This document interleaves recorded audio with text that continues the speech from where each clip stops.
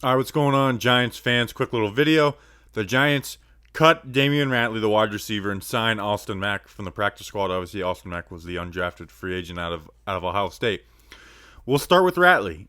He played his most snaps on Sunday, 50% of the snaps. The other games, he was around the 35% area, and he flat out just didn't produce. He had 0 catches, 0 yards, 1 target.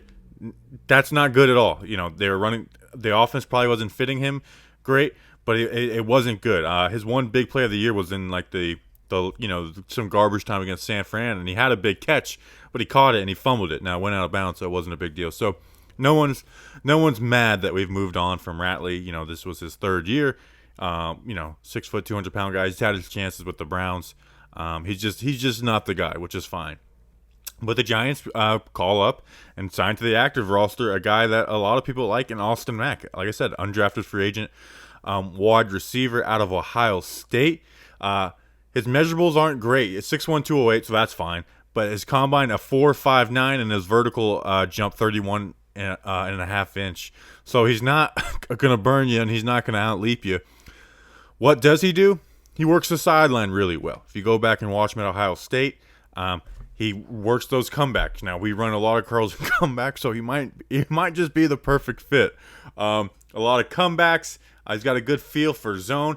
And one thing he does know how to do, which we've needed, is he knows how to make contested catches. When you go watch his highlight tape, and it was in the big games too, like watch against Clemson, he makes some nuts, like some crazy catches.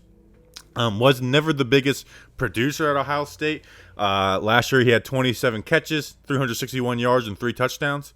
The year before he had 1 less catch, 30 less yards, and 2 less touchdowns.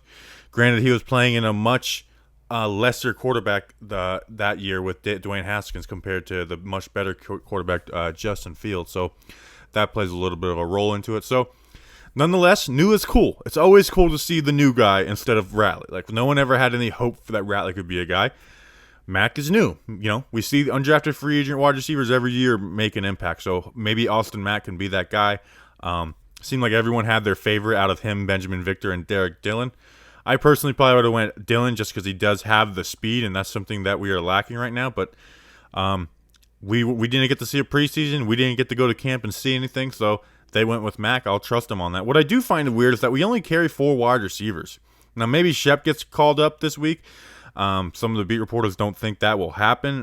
That Judge was, maybe a little cautious with that. But I don't understand the idea of only carrying 4 wide receivers, especially when we have 4 tight ends. And like, why does Eric Tomlinson need to be on the roster and be inactive every time he plays? We have Levine Toilolo, Caden Smith, and obviously Evan Ingram. So it weirds me out that we are only carrying 4 wide receivers. I can't remember, like, what team has ever done that? Hey, phone.